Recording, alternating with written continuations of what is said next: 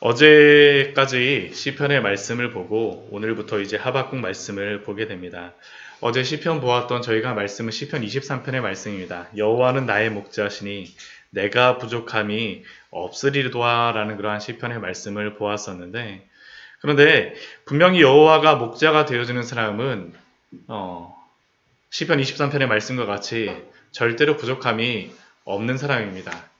근데 문제는 무엇이냐면 여호와가 나의 목자가 되오시기 때문에 부족함이 없는데, 사망의 음침한 골짜기, 사망이 그늘진 골짜기를 오래 지나게 되면, 또 그 골짜기가 너무나도 깊게 되면 그 길이 너무나도 길어진지라 사실 우리의 마음속에서 정말로 내가 여호와가 나의 목자가 되어주시는지 질문이 들 때가 있습니다. 우리의 신앙이 흔들릴 때가 있다는 것이죠. 사실 이러한 문제로부터 자유로울 수 있는 그러한 사람들은 없습니다. 성경에 많은 믿음의 우리의 선조들도 이러한 문제들 때문에 많이 고민하였습니다. 하나님을 의지하며 하나님을 여호와의 목자로 삼는 그러한 의인이 잘 되기보다는 악인이 이 세상 속에서 너무나도 번성하고 번영하며 잘 되고, 때로는 그 악인을 통하여서 의인이 압제를 받는 그 상황 속에서 어떻게 하나님이 나의 목자가 되어주시는지 그것을 해석할 수가 없는 경우가 있죠. 그것에 대하여서 우리에게 해답으로 하나님이 말씀하여 주시는 그런 대표적인 성경이 몇 개가 있는데, 첫 번째는 욥기라고 할 수 있을 것입니다. 우리가 고난과 환난 가운데 있을 때, 개인적인 고난과 환난을 만났을 때에 어떻게 그러한 상황 속에서도 하나님이 살아계시고 나와 함께 하시는가, 이 상황을 어떻게 해석해야 되겠는가라는 그러한 질문이고요. 또 두 번째 그러한 성경을 보자면 오늘 하박국이라고 할 수 있습니다. 하박국 말씀 같은 경우에는 이 세상 가운데에 정의가 실행되지 않고 있는 세상 가운데에서 어떻게 하나님을 믿는 의인들이, 주변은 다 악인밖에 없는데 어떻게 의인으로서 살아갈 수 있는가, 정의가 정말로 실행되고 있는가, 역사를 하나님께서 주관하시는가라는 그러한 질문에 대하여 답하여 주시는 말씀이 바로 이 하박국의 그러한 말씀입니다. 그리고 하박국의 이 말씀에 또 유명한 말씀이 있죠. 루터와 또한 칼빈이 종교개혁을 이룰 때에 그들이 마음속에 품고 있었던 한마디의 말씀이 있었습니다. 오직 의인은 믿음으로 말미암아 살리라라는 말씀이 바로 이 하박국으로부터 나오는 말씀입니다. 물론 로마서와 갈라디아서의 그 말씀을 칼빈과 루터가 발견하였지만, 그러나 그 말씀은 바로 이 하박국서에 나와 있는 그 말씀을 인용한 그러한 말씀입니다. 오늘 하박국을 보게 되면 하박국은 크게 보면 두 가지의 질문으로 구성이 되어 있고, 그 두 가지 질문에 대해서 답변하시고, 또한 답변하신 하나님의 그 말씀에 대해서 감격하며 하나님께 찬양하는 말씀이 바로 하박국의 말씀입니다. 오늘은 첫 번째 하박국의 질문에 대하여서 또한 대답하여 주시는 하나님의 말씀으로 오늘 말씀이 이루어져 있습니다. 먼저 1절 말씀을 보면 선지자 하박국이 묵시로 받은 경고라라는 그러한 말씀으로 시작합니다. 여기서 묵시라는 그러한 의미는 본다라는 겁니다. 하나님께서 보여주시는 말씀. 하박국에 대하여서는 설명이 없습니다. 다른 선지서 같은 경우에는 누구의 아들이고 어디 지역이고 그러는데, 하박국서에서는 하박국이 누구인지를 설명하지 않아요. 그렇지만 하박국이 그 분명한 것은 무엇이냐면 하나님이 보여주셨다는 겁니다. 하나님이 보여주셨어요. 묵시로. 그리고 하박국이 받은 것이 무엇이냐면 하나님께 받은 경고의 말씀입니다. 여기서 경고라는 의미는 이게 짐이라는 의미가 있습니다. 짐이라는 의미가 있는데, 이 짐이라는 의미는 결국 하나님이 하박국에게 주시는 이 말씀에 대하여서 무게가 느껴질 수밖에 없다라는 것이죠. 무게가 느껴집니다. 또한 이 짐이라는 그 의미를 원어적으로 또 이게 또 더 찾아보게 되면 어떤 의미가 있냐면 들어 올리다라는 의미가 있습니다. 결국 하나님께서 선지자 하박국에게 보여주신 이 말씀은 하나님의 경고의 말씀으로 무게를 느끼게 하는 그 짐과 같은 그러한 말씀이지만, 그러나 하나님의 말씀이기 때문에 들어 올려져서 지켜져야 된다라는 그 의미가 이 안에 있는 겁니다.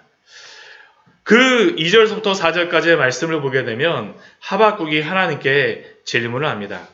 여호와여, 내가 부르짖어도 주께서 듣지 아니하시니 어느 때까지니까? 왜 하나님께서 안 들어주세요? 라는 게 하박국의 질문입니다. 보통은 하나님께서 선지자에게 말씀하여 주시는데 하박국서 같은 경우는 하박국이 선지자에게 질문합니다. 하나님, 제가 이렇게 간절히 부르짖고 기도하는데에도 불구하고 왜 안 들어주세요? 제가 요즘에 그 정오에 기도 제목들을 보내드리는데, 우리 성령 충만에 대하여서 또한 이 시대를 향하여서 같이 기도 제목들을 보내고, 우리 성령 강림 주의를 보내면서 기도의 시간을 보내려고 합니다. 그런데 우리가 그렇게 기도하였음에도 불구하고, 하나님 바로 응답하여 주시면 좋은데, 하나님께서 응답하여 주시지 않을 때, 우리가 여러 가지 간절한 기도 제목이 있음에도 불구하고, 하나님이 말씀하여 주시지 않을 때, 얼마나 답답합니까? 지금 하박국이 처해 있는 상황이 바로 그것입니다.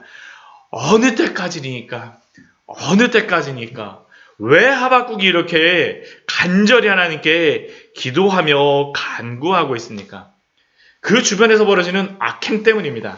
내가 강포로 말미암아, 그 주변에서 일어나는 그 폭력으로 말미암아 주님께 외치는데도 불구하고 왜 구원하여 주시지 않습니까? 또 3절 말씀도 보면 어찌하여서 나에게 죄악을 보게 하시고 또 패역, 폭력을 내 눈앞에 보게 하시며 겁탈과 강포가 내 앞에, 그냥 앞에서 이런 것들이 막 벌어지고 있는 겁니다. 또 변론과 분쟁이 일어났나이다. 이스라엘에서는 이 변론과 분쟁이라고 하는 것은 이게 재판정에서 올바른 그러한 변론과 분쟁이 일어나야 되는데 그렇지 않다라는 것이죠. 힘 있는 사람에게, 돈 있는 사람에게 그들이 어떠한 문제를 가져오게 되면 연약한 자가 아무리 옳은 이야기를 해도, 힘없는 자가 아무리 옳은 이야기를 해도 그것이 제대로 이루어지지 않는다라는 겁니다. 우리가 십계명에서 거짓말하지 말라라는 그 의미가 바로 그겁니다. 하나님 앞에서 재판장들을 세웠는데 그 재판장들이 거기에서 그 여러 증인들이 거짓을 말하는 때, 변론과 분쟁이 일어나는 때입니다. 지금 이러한 상황 속에서 하박국은 하나님께 이렇게 간절히 기도하고 있는 겁니다. 왜 하나님, 이렇게 여러 가지 강포와 죄악과 폐역과 겁탈과 강포와 변론과 분쟁이 일어나는데 하나님께서는 응답하시지 않으시고 왜 침묵하십니까? 왜 이러한 일들이 일어나고 있습니까? 그런데 지금 이러한 상황이 벌어지고 있는 그 곳이 어디입니까? 이스라엘입니다. 이게 이스라엘이죠. 더 문제가 되는 게 이스라엘입니다. 우리 4절 말씀을 보면 이러므로 율법이 해이하고 정의가 전혀 시행되지 못하오니 이는 악인이 의인을 애워쌌으므로 정의가 굳게 행하여 지민이이다. 하나님의 율법이 전하여진 곳, 하나님의 백성이 하나님의 율법을 지키라고 택하여 주시고 구원하여 주셨는데 율법이 해이해졌습니다. 이 해이해졌다는 의미가 마비됐다라는 그러한 의미입니다. 하나님의 율법이 마비된 것 같이 전혀 지켜지지도 않고 하나님의 그 율법이 시행되는 게 바로 정의가 이루어지는 것인데 정의가 전혀 이루어지지 못하고 있습니다. 왜 이렇습니까? 악인이 훨씬 많기 때문입니다. 악인이 의인을 애워쌌으므로 정의가 굳게 행하여 지민이이다. 사실 오늘 이 하박국의 이 질문은 오늘 이 시대에도 우리가 가지고 있는 그 질문이죠. 하나님 앞에서 의롭게 살아가고자 하고 하나님 앞에서 정의롭게 행하고자 하고 하나님 앞에서 하나님의 말씀을 끝까지 붙들고 살아가려고 하는데 하나님의 정의가 시행되어지지 않는 것 같고 오히려 악인들이 의인을 가득히 에워싸므로 말미암아 그 안에서 막 눌리고 있는 그 상황들, 왜 하나님이 대답하여 주시지 않습니까? 라는 게 또한 우리의 질문이지 않습니까? 우리가 하나님 앞에 그러한 기도의 제목들을 가지고 나아가지 않습니까? 많은 그러한 기도의 제목들이 있죠. 많은 그러한 기도의 제목들이 있죠. 그런데 오늘 5절 말씀을 보게 되면 하나님이 대답을 해주세요. 여태까지 침묵하셨었는데 하나님께서 대답하여 주십니다. 어느 때까지니까 왜 듣지 않으세요? 왜 말씀해 주지 않으세요? 왜 응답하지 않으십니까? 라고 하는데 하나님이 응답하여 주십니다. 우리 5절 말씀에 보게 되면 하나님이 응답하여 주시는데 하나님께서 이렇게 말씀하고 응답해 주세요. 여호와께서 이르시되 너희는 여러 나라를 보고 또 보고 놀라고 놀랄지어다. 너희의 생전에 내가 한 가지 일을 행할 것이라. 누가 너희에게 말할지라도 너희가 믿지 아니하리라. 하나님이 대답하여 주시는 그 말씀이 어떤 거냐면 응답을 해주시는데 놀랄 수밖에 없는 겁니다. 놀랄 수밖에 없는 그러한 응답이고 하나님이 말씀하여 주시는데도 불구하고 믿을 수가 없는 그러한 응답입니다. 왜 그렇습니까? 지금 이스라엘 가운데에서 악행을 행하고 있는데 이 악행을 행하기 위해서 하나님이 심판을 내리시는데 그 심판을 내리시는 그 도구가 전혀 기대하지 않았던 그러한 도구이기 때문입니다. 6절 말씀을 보면 그 사람들이 누구인지를 알려주죠. 보라 내가 사납고 성급한 백성 그 땅이 넓은 곳으로 다니며 자기의 소유가 아닌 거처들을 점령하는 갈대아 사람을 일으켰나니 하나님께서는 이스라엘의 악행을 행하는 그 악인들을 심판하기 위해서 그들을 심판하기 위해서 일으키신 사람이 누구냐 하면 사납고 성급한 백성입니다. 더 악한 자들을 일으키셨다라는 것이죠. 그들의 특징이 무엇입니까? 자기의 소유가 아닌 그 땅을 막 점령하며 다녀요. 내 것을 더 내 것인 것처럼 하는 사람들. 아까는 그래도 적어도 율법이 해이하고 율법을 가진 사람들 사이에서 있었던 그러한 문제인데 지금은 전혀 그런 게 아니죠. 하나님을 전혀 인정하지 않은 그 갈대아 사람은 하나님이 일으키셨다는 겁니다. 7절 말씀 보면 또 그들이 어떻게 합니까? 그들은 두렵고 무서우며 당당함과 위엄이 자기들에게서부터 나오며 여기서 당당함이라는 이 의미는 정의라는 그러한 의미와 동일합니다. 앞에 그 4절 말씀을 보면 그 하박국이 정의가 굳게 행하여진다라고 말하였는데 이들은 당당합니다. 정의롭다라고 그들이 생각을 해요. 그리고 위엄이 있습니다. 권위가 있다라고 생각합니다. 근데 그 권위가 어디로부터 나옵니까? 자기들에게부터 나오며 적어도 이스라엘은 하나님의 율법이 마비됐다라고 하면서 하박국은 왜 하나님의 율법이 있는데도 불구하고 왜 정의가 실행되지 않습니까? 라고 이야기하지만 이들은 자기들이 정의입니다. 자기들이 정의예요. 그리고 그 위험이 자기들로부터 나오니까 얼마나 폭력적이겠습니까? 비교할 수가 없는 거죠. 이들은 굉장히 강력합니다. 밑에 8절 말씀 보면 군마가 표범처럼 빠르며 저녁 이리같이 살아오며 또 강포를 행하면서 나오는데 힘이 얼마나 센지 사람을 사로잡아서 모았는데 모래같이 많이 모읍니다. 막 그냥 모래 모으듯이 사람을 모은다는 것이죠. 또 아무리 왕들이 성벽을 강력하게 쌓아도 10절 말씀 보면 견고한 성들을 비웃습니다. 어떻게 그 성들을 무너뜨리냐면 흉벽을 그 앞에 쌓습니다. 성이 아무리 높아도 그 성보다 더 높은 그러한 벽을 쌓아갖고 그거를 타고선 넘어가는 겁니다. 실제로 이스라엘에도 가보게 되면요, 그 이스라엘의 마사다라고 하는 그러한 곳이 있는데 그 바벨론은 아니지만 이 로마가 이 마사다를 점령할 때 썼던 그 방법이 뭐냐면 바벨론이 점령할 때 썼던 방법하고 동일한 겁니다.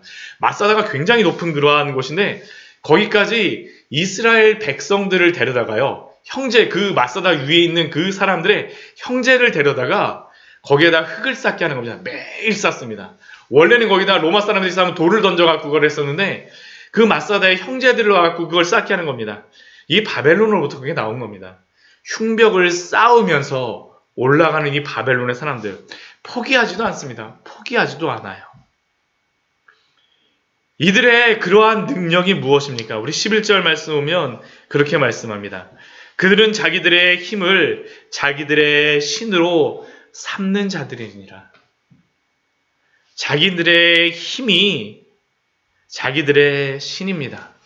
자기들의 힘 있음이 자기들의 신과 같이 자기들의 힘을 의지하고 살아가는 사람들이 이 바벨론 사람입니다. 그러니까 힘없는 사람들은 전혀 사람같이 취급하지도 않는다라는 것이죠. 이게 바로 하나님이 오늘 하박국에게 하박국의 그러한 질문에 대하여서 하나님이 대답하신 그러한 응답입니다. 그러면 우리는 오늘 말씀을 통하여서 하박국이 질문하였는데 우리도 또 질문할 수밖에 없어요. 아니, 하나님께서 어떻게 이스라엘의 악한 자를 심판하시려고 더 악한 바벨론을 사용하실 수 있을까라는 그러한 질문입니다. 왜 하나님께서는 하박국이 원하는 그 방법에 응답을 하시지 않는가? 하박국이 원하는 것은 무엇이겠습니까? 그 악한 사람들만 하나님이 직접 간섭하셔서 그들만 혼내주시면 되는데 왜 바벨론을 사용하시려고 왜 지금까지 침묵하셨느냐라는 게 하박국의 질문이며 또 우리의 질문이지 않겠습니까? 하나님이 침묵하시고 하나님이 응답하신다라고 하는데 왜 상황이 더 악화되어져 가는지가 하박국을 통하여서 우리에게 있는 그러한 질문이고 또 우리가 우리 인생에서도 가지는 그러한 질문입니다. 우리가 하나님 앞에 간절히 기도하는데 하나님이 응답해 주시기보다는 오히려 더 우리가 기대하지 않았던 방향으로 더 상황이 진행되어질 때